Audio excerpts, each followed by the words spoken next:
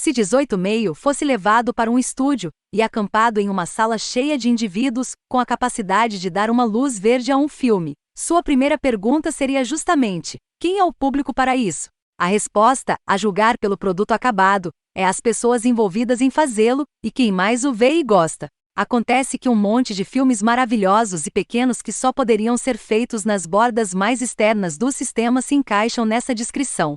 Este riff sobre o que aconteceu com a infame lacuna nas fitas da Casa Branca de Richard Nixon é um desses filmes, o que, é claro, não é a mesma coisa que dizer que é garantido para agradar. Muito pelo contrário. Parte da especialidade do filme reside no fato de que parece haver pouca rima ou razão para as escolhas que ele faz, ou quando ele decide fazê-las.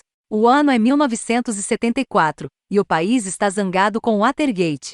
Connie Lachey, Villa Fitzgerald, é uma transcrição da Casa Branca de fala simples e autopossuída. Ela é dedicada ao seu trabalho, nunca tirando férias e ansiando por uma promoção. O filme começa com Connie dirigindo para um pequeno restaurante, encontrando-se furtivamente com o repórter do Times Paul Marro, John Magaro. Extremamente cautelosa para não chamar a atenção, ela lembra do momento em que ouviu parte dos minutos politicamente condenáveis que foram supostamente apagados pela secretária de Nixon, Rosemary Woods. Dirigido pelo veterano cineasta independente Damir Vishi, Bernard e Huey, e escrito por Daniel Moya, a partir de uma história de ambos. Este é um filme leve e peculiar ambientado na era Watergate.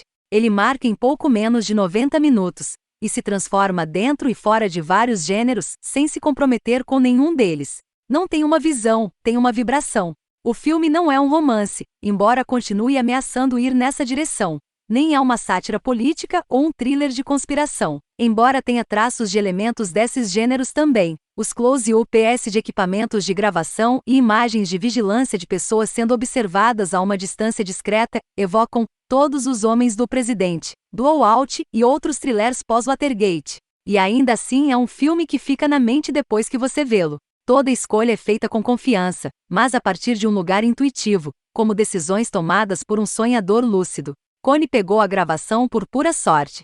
Em uma sala de conferências no Old Executive Office Building, Nixon, Bruce Campbell e Ike, Ted Haim, tocaram a fita original, sem saber que a sala tinha um sistema de gravação próprio reservado para reuniões da OMB. Resumindo, a gravação da fita original acabou em sua caixa de fitas para transcrever. Durante os primeiros 15 minutos, o transcridor e o repórter vão e voltam, sem saber se podem confiar um no outro, e é realmente divertido ver dois atores habilidosos com química inefável se questionarem sem deixar de lado.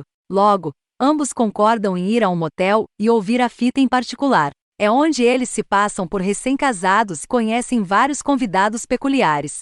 Apesar de enfrentar um evento tão político e socialmente acusado como o escândalo de Watergate, 18,5 é inesperadamente de pequena escala, zany e atrevido. Obey.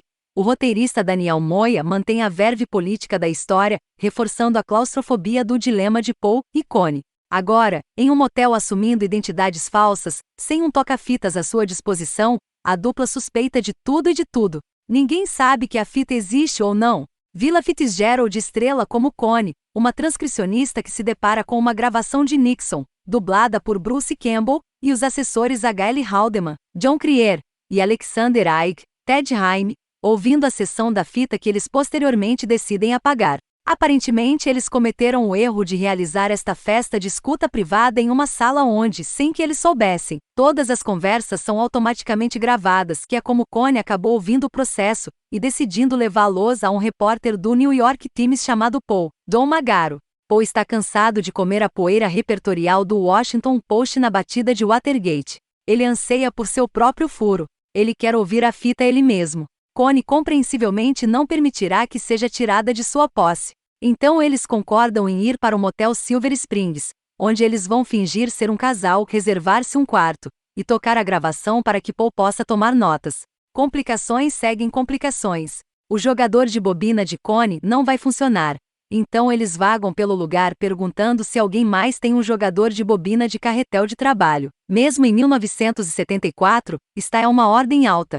O mundo tinha passado para dispositivos de alta tecnologia como e jogadores de 8 track. Toda essa história e comparação é de interesse para uma fatia estreita da população que assiste filmes, reconhecidamente, mas, para ser justo, o filme também é uma piada privada que faz sua própria coisa e não parece se importar se você aprova, ou gosta, ou assiste. O que está acontecendo, além de fazer o que quiser? Difícil dizer. Mas aqueles que declaram isso inútil devem estar preparados para comer suas palavras em alguma data futura, como alguns detratores dos filmes supostamente menores da Altman dos anos 1980, fizeram uma vez que se deram ao trabalho de pensar sobre o que era a coisa, em vez de se fixar no que não era. Todo mundo está olhando para quando B está realmente acontecendo, diz um personagem do filme, e ninguém está prestando atenção.